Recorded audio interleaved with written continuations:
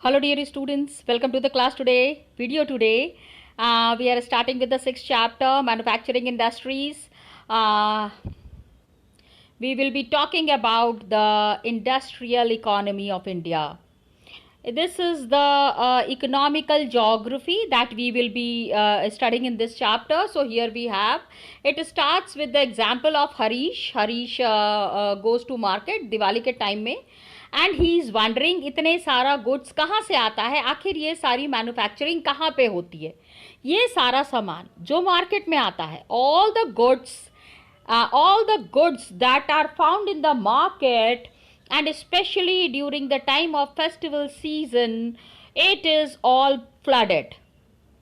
पूरा मार्केट भरा हुआ रहता है। तो पेपर जो है वो कहाँ से आता है, आयरन एंड एल्युमिनियम कहाँ से आता है, people are employed in secondary activities. Remember अभी इकोनॉमिक्स में we have already read about the primary, secondary and tertiary sectors. Secondary sector में today we are what we are discussing about is everything about the secondary sector. So one line that you really need to ponder upon, जो चीज़ आपको बहुत ध्यान से देखनी है, that the economic strength of a country is measured by the development of manufacturing industries. सबसे important line है ये.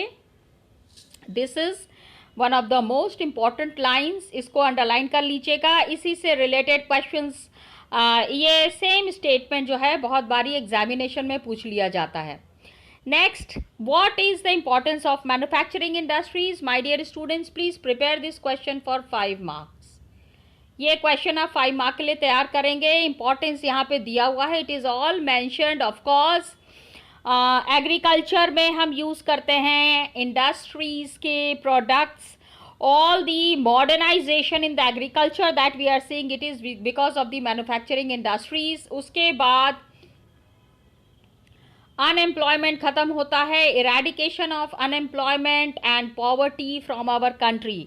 हमारी कंट्री से गरीबी भी हट जाती है। That is the main philosophy. यही philosophy थी behind the public sector industries, export of manufactured goods, expand trade and commerce. Of course country का economy is dependent on the manufacturing industries. जितना ज़्यादा सामान मैन्युफैक्चर होगा उतना ही ज़्यादा सामान हम बाहर के कंट्रीज में भेजेंगे and that is a benefit for the country. Now one very important statement again, my dear students, please underline it in your books, extremely important. Agriculture and industries are not exclusive of each other. Agriculture और industries को हम लोग अलग नहीं रख सकते हैं। It is going hand in hand. Yes, you need to prove it, it moves hand in hand, एक साथ ही चलते हैं। एग्रीकल्चर के बिना इंडस्ट्रीज नहीं चल सकती, इंडस्ट्रीज के बिना एग्रीकल्चर नहीं चल सकते। यस माय डियर स्टूडेंट्स, ऐसा इसलिए कहा जा रहा है कि अगर शुगर की इंडस्ट्री है तो शुगर केन चाहिए, कॉटन इंडस्ट्री है तो कॉटन चाहिए। तो ये सारा सामान कहाँ से आ रहा है? एग्रीकल्चरल फील्ड से आ रहा है। यस, सो एग्रीकल्चरल फील्ड आप देख लीजिए, यहाँ पे इरिगेशन में, एग्रीकल्चरल फील्ड में इंडस्ट्री की कौन कौन सी चीज़ें इस्तेमाल होती हैं, यहाँ पे बहुत ही क्लियरली दिया हुआ है।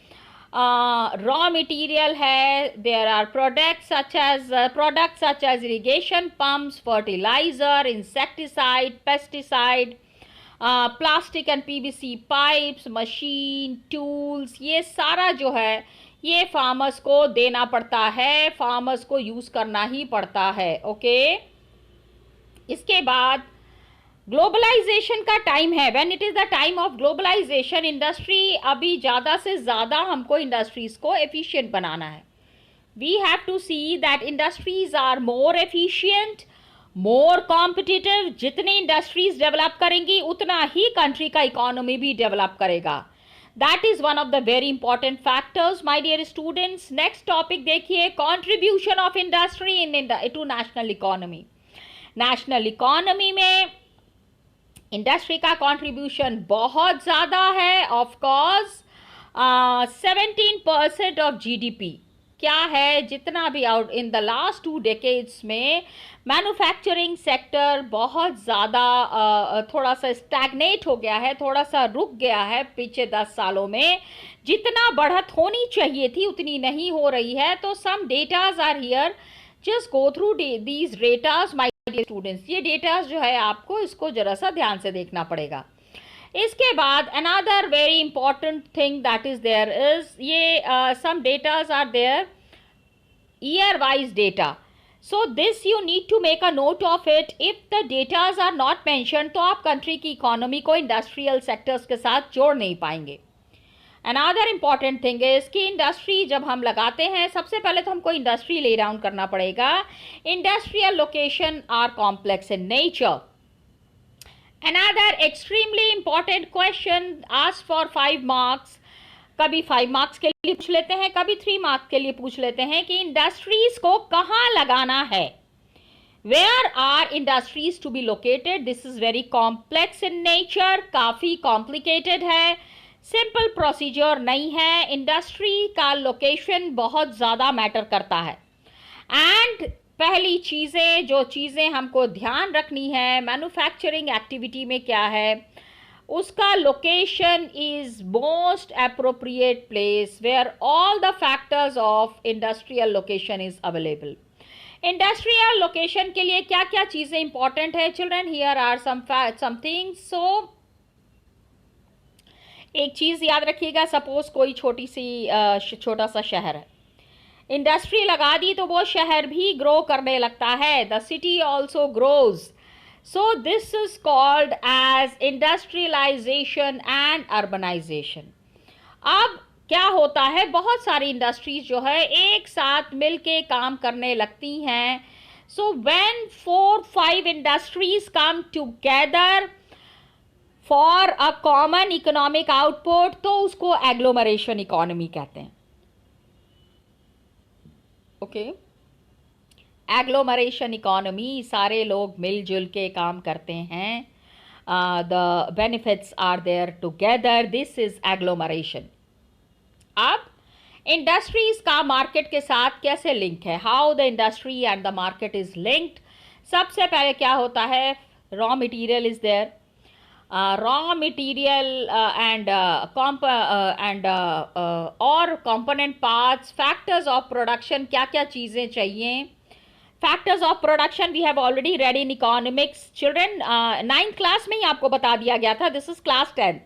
factors of production में क्या क्या चीज़ें चाहिए, land, labor, capital and entrepreneur means the people who are investing the money, human capital, remember the human capital, and advanced terminology for the human capital is entrepreneur and infrastructure।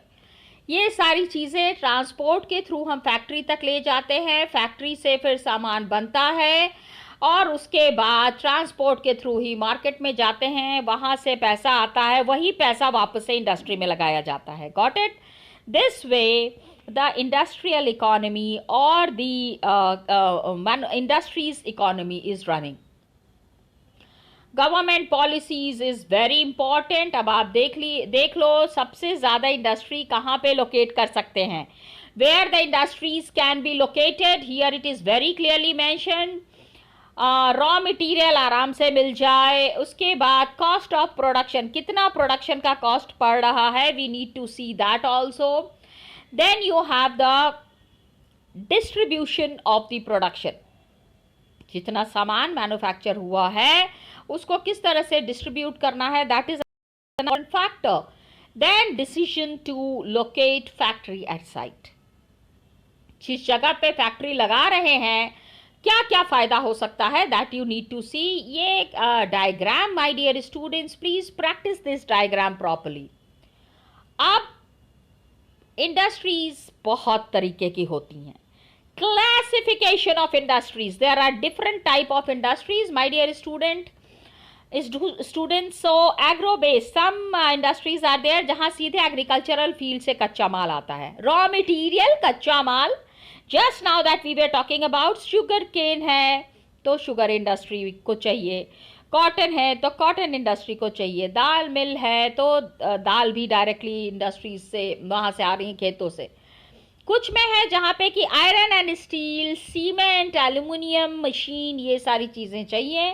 तो according to their, अब industries का किस तरह से classify करेंगे? सबसे पहला है according to their role. Industries अगर लगा रहे हैं तो क्या काम है उन इंडस्ट्रीज का, what is the use of those industries, that is the basic और द की इंडस्ट्रीज।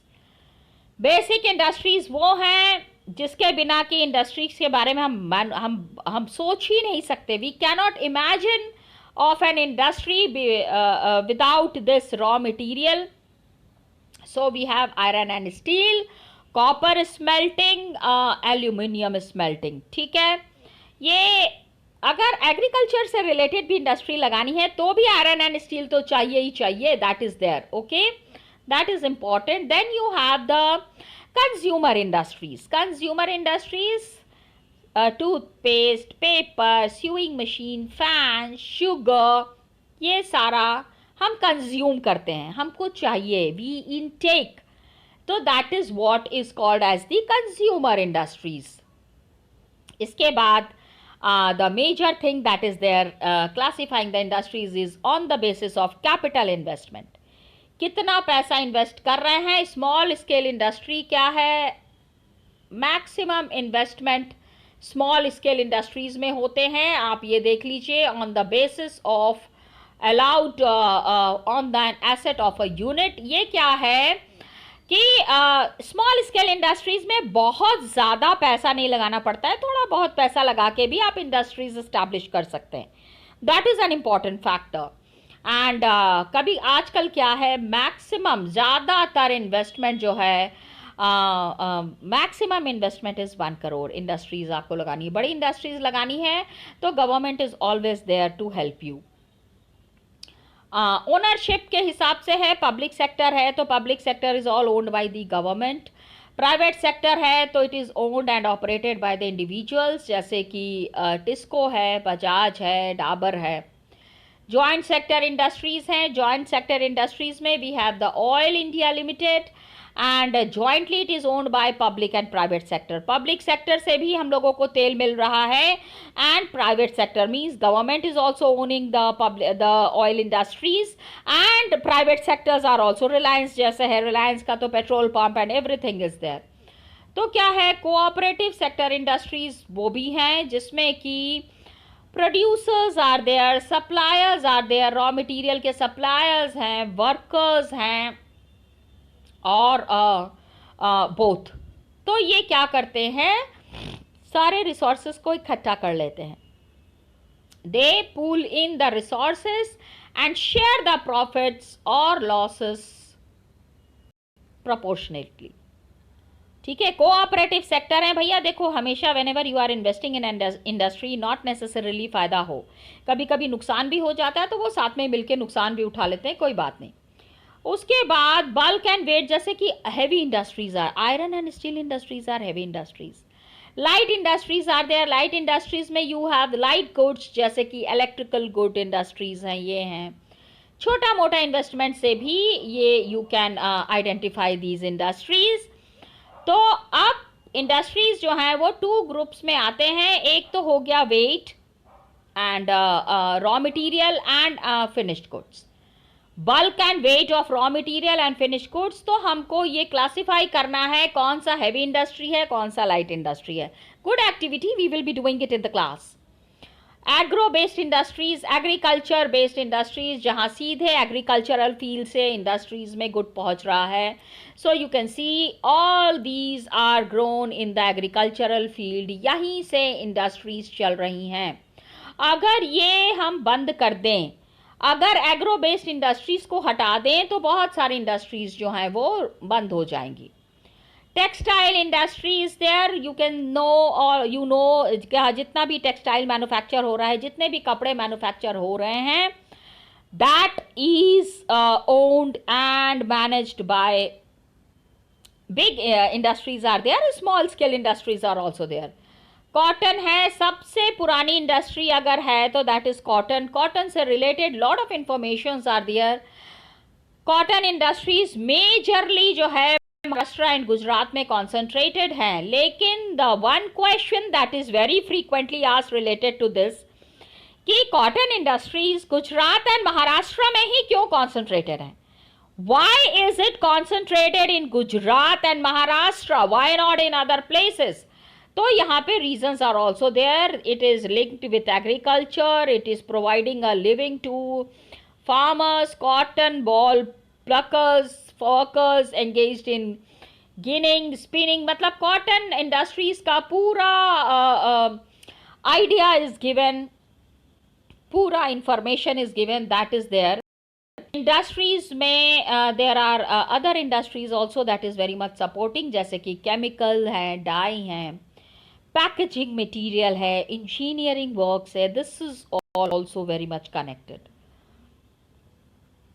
स्पिनिंग जानते हो सबसे ज्यादा मतलब कि कपड़े मैन्युफैक्चर हो रहे हैं गुजरात एंड महाराष्ट्र में, तमिलनाडु में. एंड फिनिशिंग क्या हो रहा है, इट इज गोइंग उसका मतलब कलरिंग के लिए, डिजाइनिंग के लिए, and for that it is going to different parts of India. Weaving is done by handloom, power loom and in mills. अब खादी का एक बहुत बड़ा एग्जाम्पल है यहाँ पे. सबसे पहले इसके बारे में गांधी जी ने सोचा, khadi is making the people independent. Khadi is one. Khadi को प्रमोट गांधी जी ने इतना किस लिए किया? So that the Indian farmers do not depend on anyone. अपना काम वो खुद करें और अपने तरीके से अपनी चीजों को मैन्युफैक्चर करके अपना खर्चा चलाएं. एंड हमारे यहाँ की जो the mill sector that is there, बाकी की जगह से थोड़ा सा कम मैन्युफैक्चरिंग हो रही है, लेकिन इंडिया में lot of yarn is exported to Japan. And cotton goods are also going to from India, USA, UK. मतलब international level पे we have made a mark. International level पे our cotton products are being are required by many countries. Many countries require our goods. That is what is mentioned here, my dear students. World trade में cotton industries are playing a very important role. अब ये map work है children. Of course will be doing the map work. This is a very important map work for your boards के लिए. It is an extremely important map work. Most of the production that is happening small units में है, local market के लिए हैं. Major drawback है industries के लिए, जिसमें क्या होता है, बहुत सारे स्पिनर्स जो हैं they are exporting cotton yarn while apparel garment manufacturers are importing fabric. बाहर से इतनी जहाँ कॉटन का इतना मैन्युफैक्चरिंग हो रहा है, तो ऐसा क्या है कि we are still importing yarn. बाहर से हमको मटेरियल लेने की ज़रूरत पड़ रही है. ठीक है, तो we have made significant increase. हमारे यहाँ पे काफ़ी सारा good quality things are developing. Long staple cotton is there. इसलिए है क्योंकि power supply is erratic.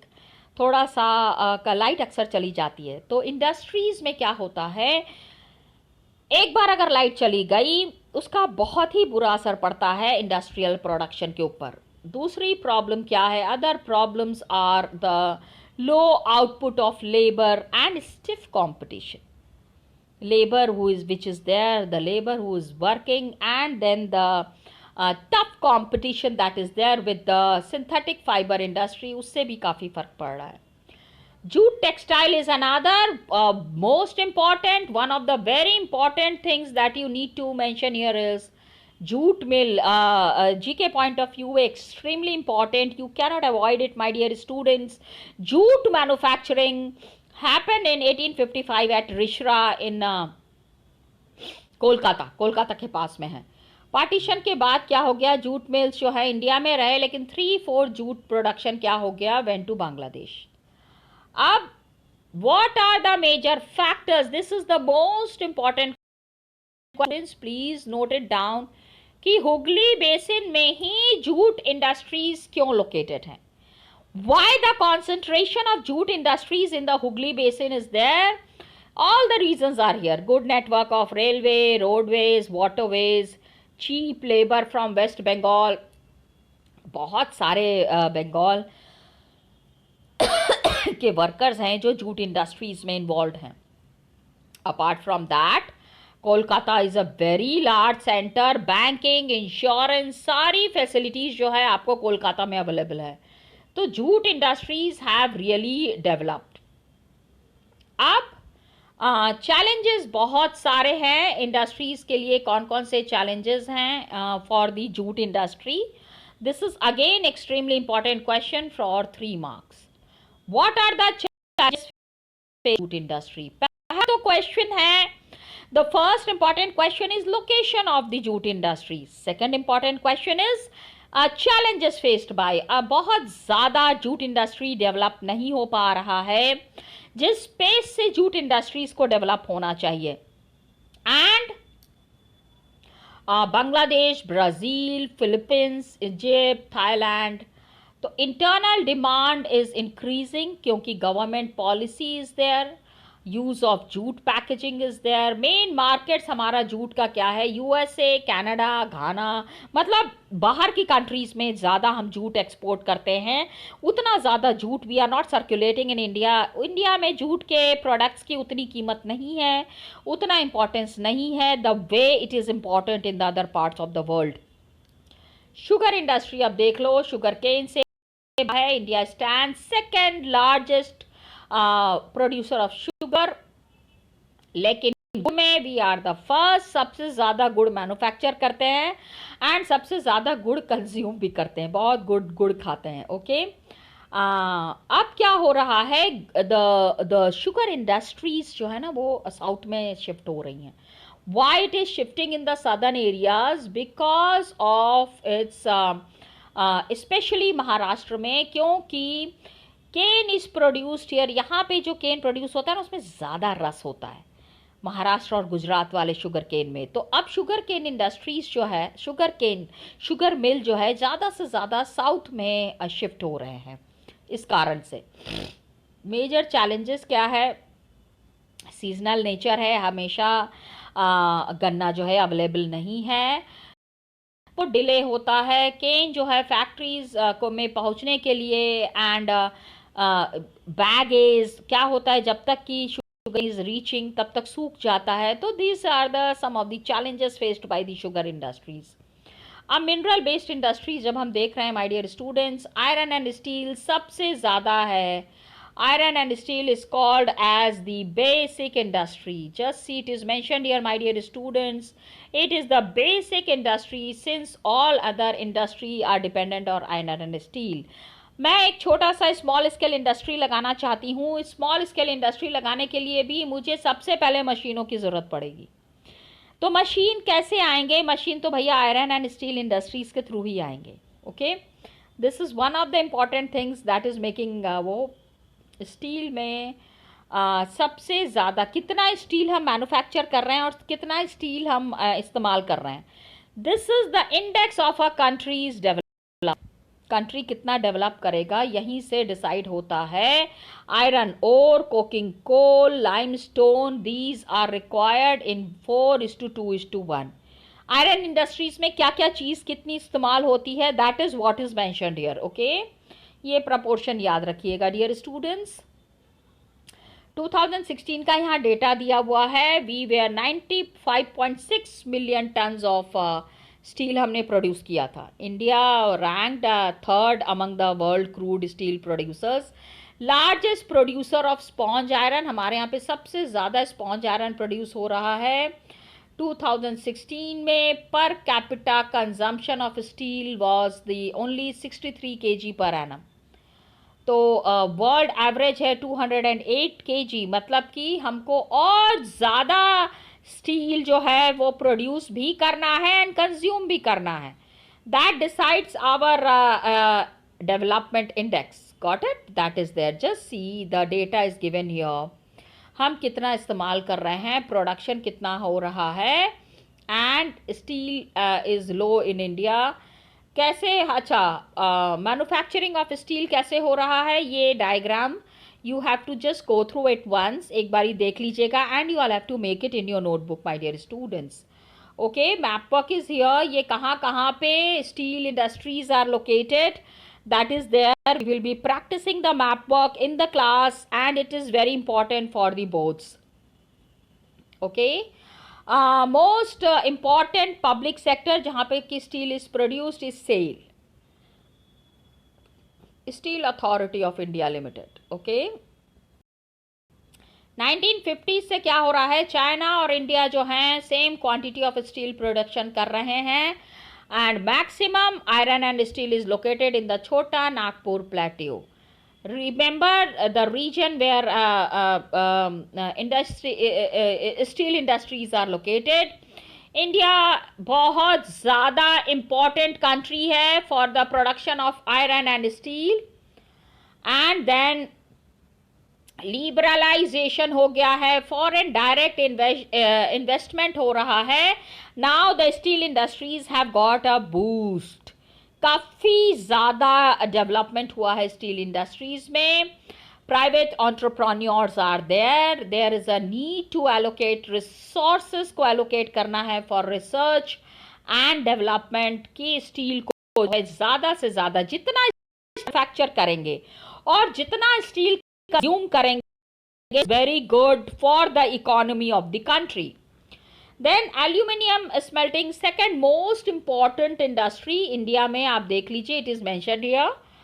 Steel के बाद एल्यूमिनियम. ओके, पॉपुलैरिटी बहुत ज़्यादा है क्योंकि स्टील कॉपर जिंक और लेड का ये सबसे बड़ा सब्स्टिट्यूट है क्योंकि थोड़ी सस्ता होता है aluminium in comparison to steel. ये देख लीजिए children, this is a bar graph that is given here.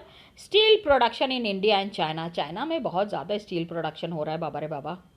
या they are in some manners very very developed. हम भी कर सकते हैं लेकिन थोड़ा सा हमको गियर अप होना पड़ेगा. ओके उसके बाद एल्यूमिनियम स्मेल्टिंग हमारे यहाँ पे we are doing aluminium smelting plants are there. Many parts of India we have got. ये स्टेट्स नोट कीजिएगा my dear students, please note down the name of the states जहाँ पे aluminium smelting is happening on a large scale. Bauxite हम बहुत ज़्यादा मात्रा में use करते हैं स्टील इंडस्ट्रीज में.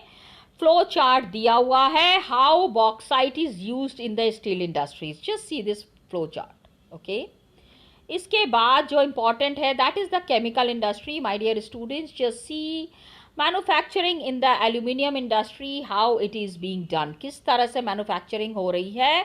This is very clearly mentioned here.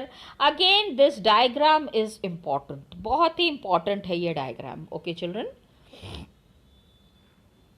Okay. अब इंडस्ट्रीज आर देयर. आप ये देख लीजिए स्टील इंडस्ट्रीज के बाद केमिकल इंडस्ट्रीज हैं. जो केमिकल हम जो एसिड वेसिड यूज करते हैं all that is another very important ones. ये देख लीजिए ऑर्गेनिक केमिकल्स में पेट्रोकेमिकल्स हैं और chemicals are divided into two parts organic and inorganic. Fertiliser industries there.